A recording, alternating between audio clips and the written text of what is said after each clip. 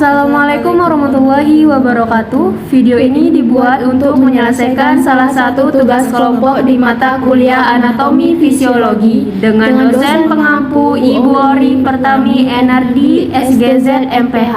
Kami dari kelompok 7 terdiri dari 5 anggotanya yang masing-masing bekerja sama dalam memenuhi tugas ini. Judul materi kami yaitu sistem reproduksi yang berkaitan dengan mekanisme laktasi. Bab yang akan kami bahas yaitu anatomi sistem reproduksi yang berhubungan dengan laktasi dan fungsi fisiologi sistem reproduksi yang berhubungan dengan laktasi. Anatomi sistem reproduksi yang berhubungan dengan laktasi. Anatomi payudara. Payudara atau mamae adalah kelenjar yang terletak di bawah kulit di atas otot dada. Fungsi dari kelenjar ini adalah memproduksi susu untuk memenuhi kebutuhan nutrisi pada bayi. Struktur payudara. Setiap payudara merupakan elevasi dari jaringan glandular dan adipose yang tertutup kulit pada dinding anterior dada. Payudara terletak di atas otot pectoralis mayor dan melekat pada otot tersebut melalui selapis jaringan ikat. Berat payudara. Saat tidak hamil beratnya mencapai 200 gram, saat hamil 600 gram, dan saat menyusui 800 gram. Tentu saja ukuran ini berbeda pada setiap individu tergantung juga stadium perkembangan dan umurnya. Yang mempengaruhi besar kecilnya yaitu jaringan lemak. Tetapi untuk ukuran payudara ini tidak mempengaruhi produksi ASI, karena produksi ASI itu yang berpengaruh adalah lobus dan alveolus. Hormon-hormon apa aja sih yang berperan dalam perkembangan payudara? Ada hormon estrogen dan progesteron.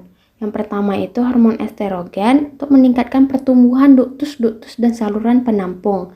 Hormon estrogen mempengaruhi pertumbuhan sistem saluran puting dan jaringan lemak. Yang kedua, hormon progesteron. Hormon progesteron merangsang pertumbuhan tunas-tunas alveoli. Hormon progesteron berperan dalam tumbuh kembang kelenjar susu. Ada hormon-hormon lain seperti prolaktin, growth hormone, adenokortikosteroid, dan tiroid juga diperlukan dalam kelenjar susu. Hormon prolaktin fungsinya untuk memproduksi ASI. Selama masa kehamilan, payudara membesar akibat pengaruh hormon estrogen dan progesteron yang meningkat. Umumnya, air susu belum diproduksi saat hamil. Segera setelah melahirkan, kelenjar hipofisis mulai mengeluarkan hormon prolaktin yang bertanggung jawab atas produksi air susu pada kelenjar susu akibat adanya rangsang puting dari hisapan bayi. Sedangkan, proses pengeluaran air susu dibantu oleh kontraksi otot di sekitar puting dan areola yang dirangsang oleh hormon oksitosin. Hormon oksitosin adalah hormon yang utamanya bertanggung jawab dalam kontraksi rahim saat bersalin. Oke, baik. Di sini saya akan menjelaskan 3 bagian utama payudara. Yang pertama, korpus. Apa sih yang dimaksud dengan korpus? Korpus atau badan merupakan bagian yang membesar. Korpus terdiri atas alveolus, yaitu unit terkecil yang memproduksi susu. Bagian dari alveolus terdiri dari yang pertama, sel asiner, yang kedua, jaringan lemak, yang ketiga, sel plasma, dan yang keempat, sel otot polos, dan yang terakhir, pembuluh darah. Lobulus merupakan kumpulan dari alveolus, sedangkan lobus beberapa lobulus yang berkumpul menjadi 15-20 lobus pada tiap payudara. Dan yang terakhir, ductus lactiferus, beberapa ductulus bergabung membentuk saluran yang lebih besar. Yang kedua, areola. Areola merupakan bagian kehitaman di tengah. Sinus lactiferus adalah saluran di bawah areola yang besar melebar, akhirnya memusat ke dalam puting dan bermuara keluar. Di dalam dinding alveolus maupun saluran-saluran terdapat otot polos yang bila berkontraksi dapat memompa ASI keluar. Yang ketiga, papila atau puting. Papila atau puting yaitu bagian yang menonjol di puncak payudara. Bentuk puting ada 4, yaitu bentuk yang normal, pendek atau datar, panjang dan terbenam. Ukuran payudara. Nah, ukuran payudara ini bergantung pada variasi jumlah jaringan lemak dan jaringan ikat sebagai berikut. Yang pertama, jaringan glandular terdiri dari 15-20 lobus mayor. Setiap lobus dialiri ductus lactiferusnya sendiri yang membesar menjadi sinus lactiferus atau ampula. Yang kedua, lobus-lobus dikelilingi jaringan adipose dan dipisahkan oleh ligamen suspensorium Cooper atau berkas jaringan ikat fibrosa. Yang ketiga, lobus mayor bersubdivisi menjadi 20-40 lobulus. Setiap lobulus kemudian bercabang menjadi ductus-ductus kecil yang berakhir di alveoli secretory. Dan yang terakhir, puting memiliki kulit berpigmen dan berkerut membentang keluar sekitar 1 cm sampai 2 cm untuk membentuk areola. Suplai darah dan aliran cairan limfatik payudara. Suplai arteri ke payudara berasal dari arteri mammaria internal yang merupakan cabang arteri subclavia. Kontribusi tambahan berasal dari cabang arteri aksilari toraks. Darah dialirkan dari payudara melalui vena dalam dan vena superficial yang menuju vena cava superior. Fisiologi payudara. Payudara wanita mengalami 3 jenis perubahan yang dipengaruhi oleh hormon. Perubahan pertama adalah dimulai dari masa hidup anak melalui masa pubertas sampai menopause. Sejak pubertas, estrogen dan progesteron menyebabkan berkembangnya ductus dan timbulnya sinus. Perubahan kedua, sesuai dengan daur haid, beberapa hari sebelum haid, payudara akan mengalami pembesaran maksimal, tegang dan nyeri. Oleh karena itu, pemeriksaan payudara tidak mungkin dilakukan pada saat ini. Perubahan ketiga terjadi pada masa hamil dan menyusui. Saat hamil, payudara akan membesar akibat proliferasi dari epitel ductus lobus dan ductus alveolus sehingga tumbuh ductus baru. Fungsi fisiologi laktasi. Laktasi atau menyusui mempunyai 2 pengertian. Yang pertama produksi ASI atau prolaktin dan yang kedua pengeluaran ASI atau oksitosin. Pembentukan payudara dimulai sejak embrio berusia 8-19 minggu dan berakhir ketika mulai menstruasi. Hormon yang berperan adalah hormon estrogen dan progesteron yang membantu maturasi alveoli, sedangkan hormon prolaktin berfungsi untuk produksi ASI. Selama kehamilan, hormon prolaktin dari plasenta meningkat, tetapi ASI belum keluar karena pengaruh hormon estrogen yang masih tinggi. Kadar estrogen dan progesteron akan menurun pada saat hari kedua atau ketiga pasca persalinan, sehingga terjadi sekresi ASI. Pada proses laktasi terdapat 2 refleks yang berperan, yaitu refleks prolaktin dan refleks aliran yang timbul akibat perangsangan puting susu dikarenakan hisapan bayi. Proses menyusui mempunyai 2 mekanisme fisiologis, yaitu refleks prolaktin dan refleks aliran. Selanjutnya akan dijelaskan oleh rekan saya. Di sini saya akan menjelaskan tentang refleks pada proses laktasi.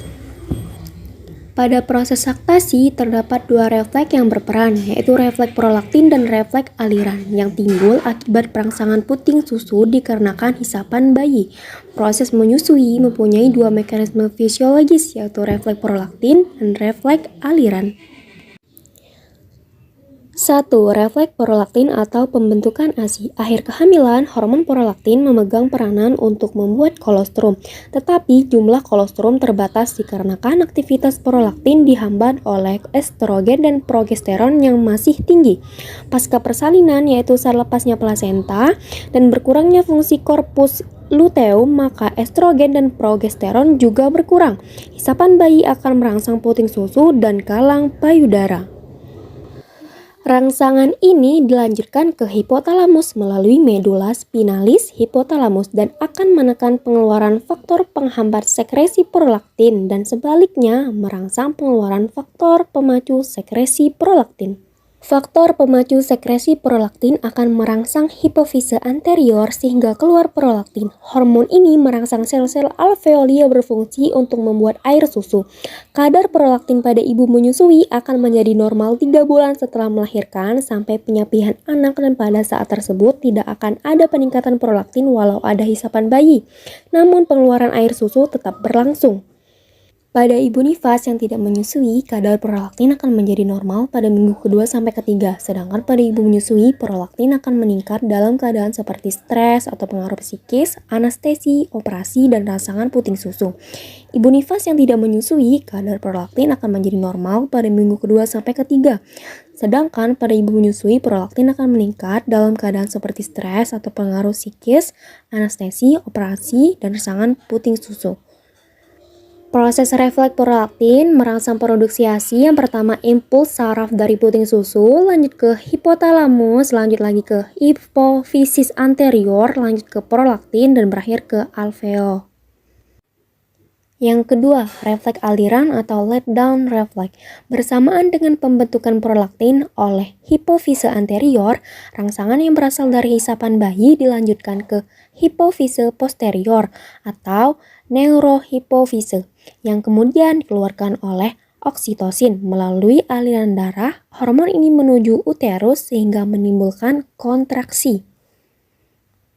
Kontraksi dari sel akan memeras air susu yang telah terbuat, keluar dari alveoli dan masuk ke sistem ductus, dan selanjutnya mengalir melalui ductus lactiferus masuk ke mulut bayi. Maka apabila bayi disusui, gerakan menghisap yang berirama akan menghasilkan rangsangan saraf yang terdapat pada glandula pituitaria posterior sehingga keluar hormon oksitosin. Selama 9 bulan kehamilan, jaringan payudara tumbuh dan menyiapkan fungsinya untuk menyediakan makanan bagi bayi baru lahir. Setelah melahirkan, ketika hormon yang dihasilkan plasenta tidak ada lagi untuk menghambatnya, kelenjar pituitari akan mengeluarkan prolaktin atau hormon laktogenik. Sampai hari ketiga setelah melahirkan, efek prolaktin pada payudara mulai bisa dirasakan. Nah, berikut ada 4 faktor-faktor yang meningkatkan letdown. Yang pertama, melihat bayi. Yang kedua, mendengar suara bayi. Yang ketiga, mencium bayi. Dan yang keempat, memikirkan untuk menyusui bayi. Nah, berikut ada faktor-faktor yang menghambat refleks letdown. Yang pertama, keadaan bingung. Yang kedua, pikiran kacau. Yang ketiga, perasaan cemas. Dan yang terakhir, ada perasaan takut. Akibat dari faktor yang menghambat refleks letdown, pembuluh darah payudara menjadi bengkak terisi darah, sehingga timbul rasa hangat, bengkak, dan rasa sakit.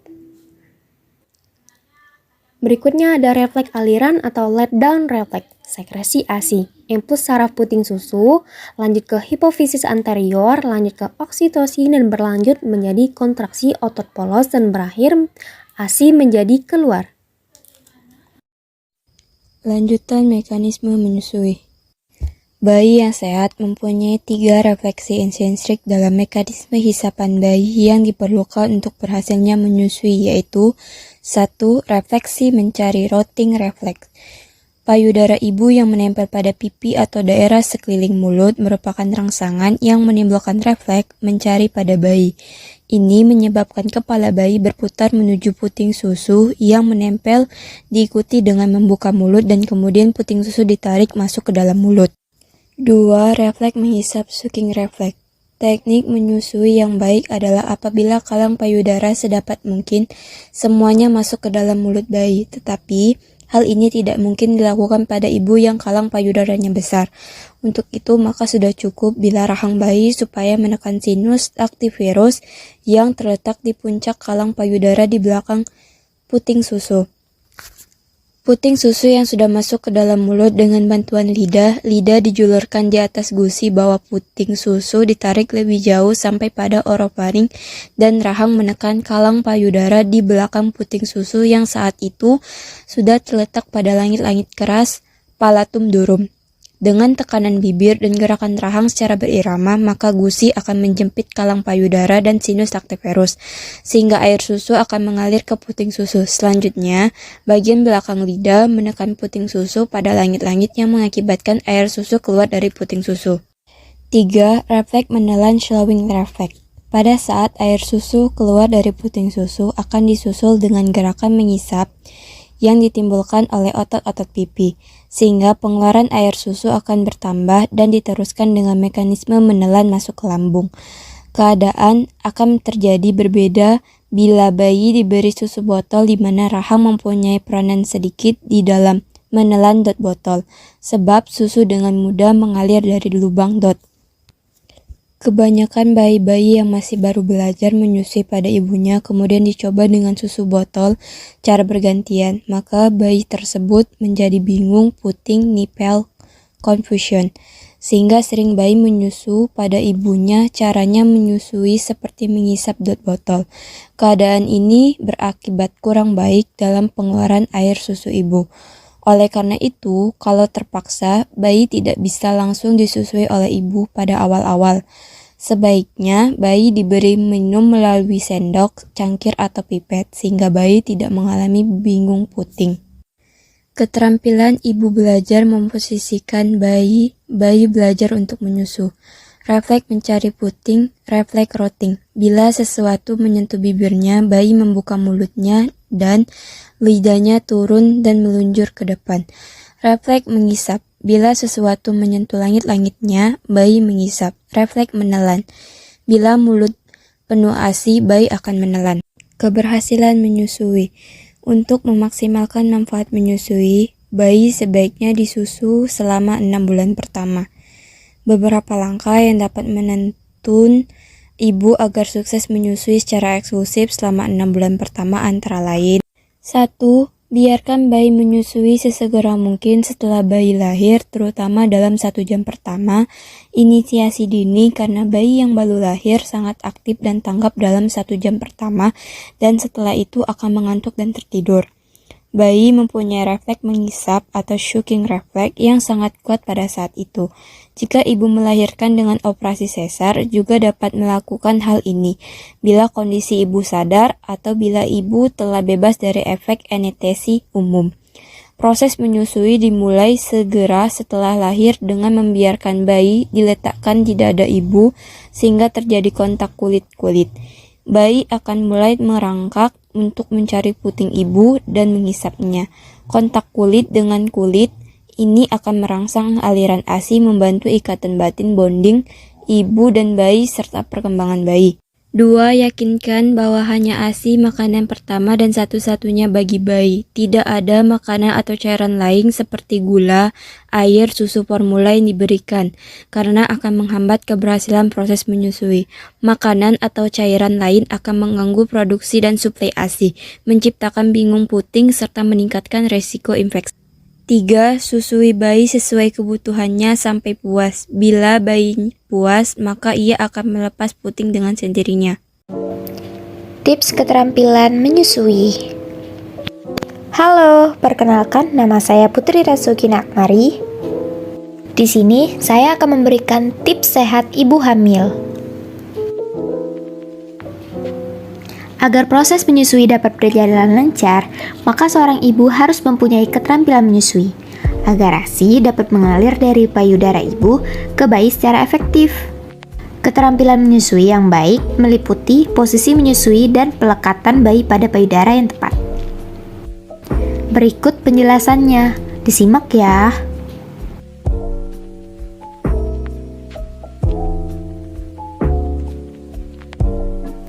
Assalamualaikum warahmatullahi wabarakatuh. Bersama saya Yuni Astuti. Hari ini kita akan belajar tentang manajemen laktasi. Jadi kita akan belajar bagaimana cara mengajarkan proses menyusui kepada bayi baru lahir.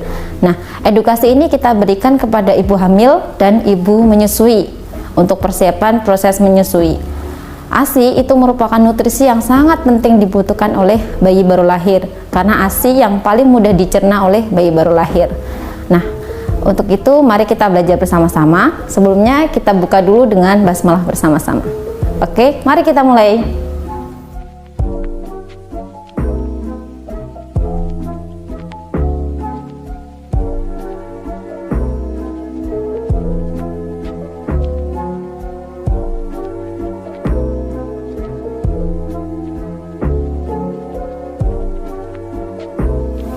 Ya, hari ini kita akan mulai pembelajarannya ya. Hari ini kita akan belajar memberikan edukasi pada ibu hamil. Nah, sebelumnya kita cuci tangan dulu. Ya. Mari ibu cuci tangan. Ya. Kita lakukan cuci tangan 6 langkah.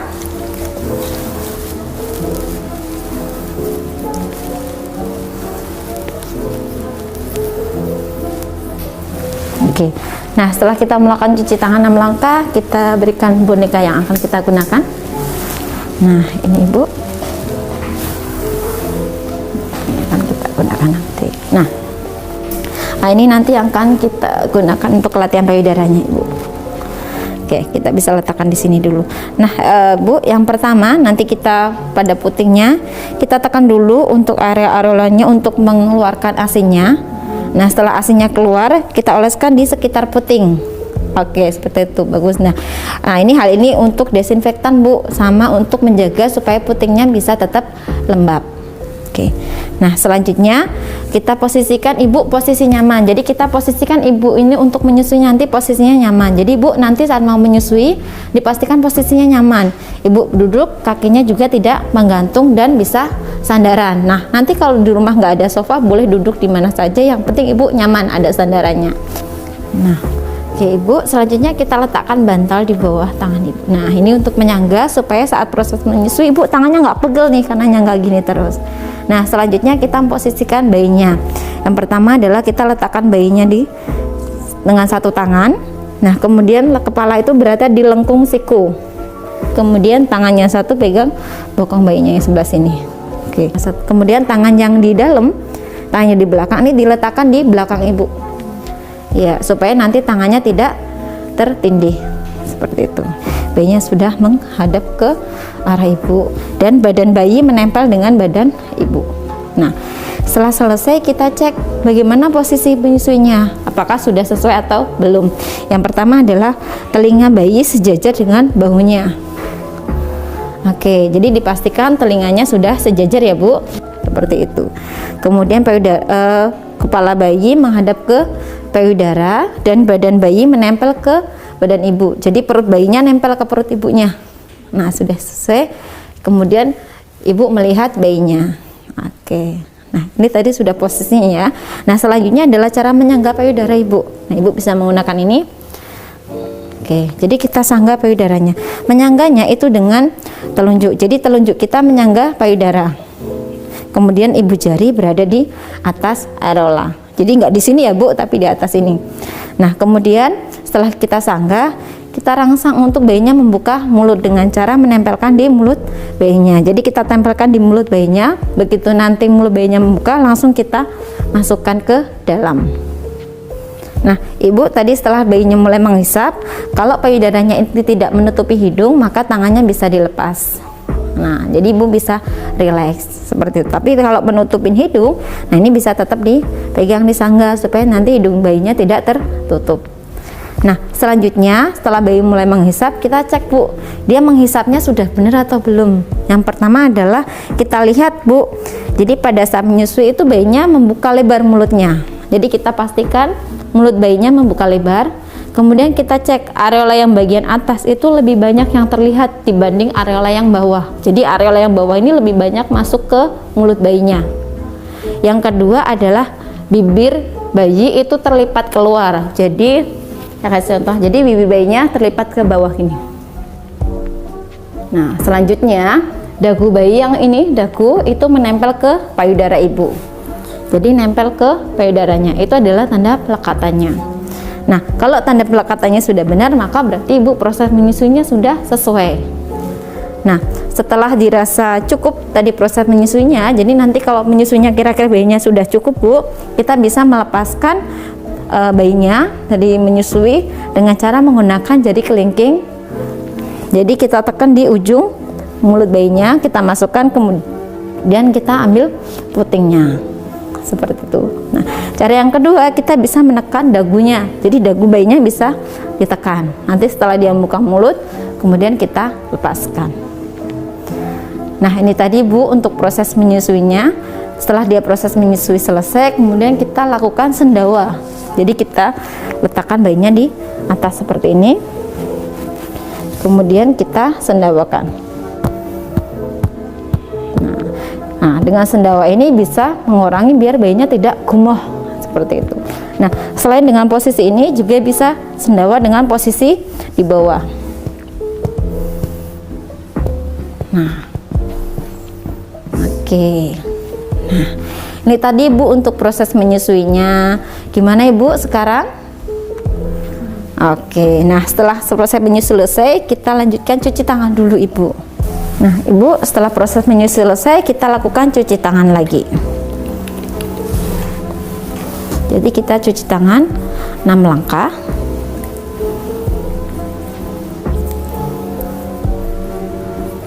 Nah, setelah kita mengajarkan cara menyusui, kita juga harus memberikan edukasi pada ibu hamil dan ibu menyusui. Yang pertama adalah terkait nutrisi.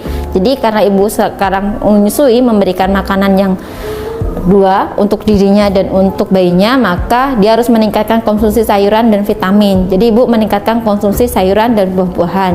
Kemudian yang kedua, ibu juga diberikan edukasi tentang pemberian ASI eksklusif, yaitu pemberian ASI saja tanpa tambahan makanan apapun kecuali obat selama 6 bulan. Nah, selanjutnya yang ketiga, dipastikan ibu harus menyusui secara rutin. Kenapa? Karena ASI itu adalah produksinya on demand atau sesuai kebutuhan. Kalau ibu semakin sering menyusui, maka produksinya juga akan semakin banyak. Tapi kalau ibu menyusuinya berkurang, maka juga ASI-nya juga akan berkurang. Nah, selanjutnya jangan lupa untuk pemberian ASI sampai bayi berusia 2 tahun seperti anjuran Rasulullah. Baiklah, berikut tadi penjelasan singkat melalui video bagaimana cara praktik menyusui bagi ibu hamil. Hidup kesepian tanpa kekasih. Cukup sekian, terima kasih. Wassalamualaikum warahmatullahi wabarakatuh.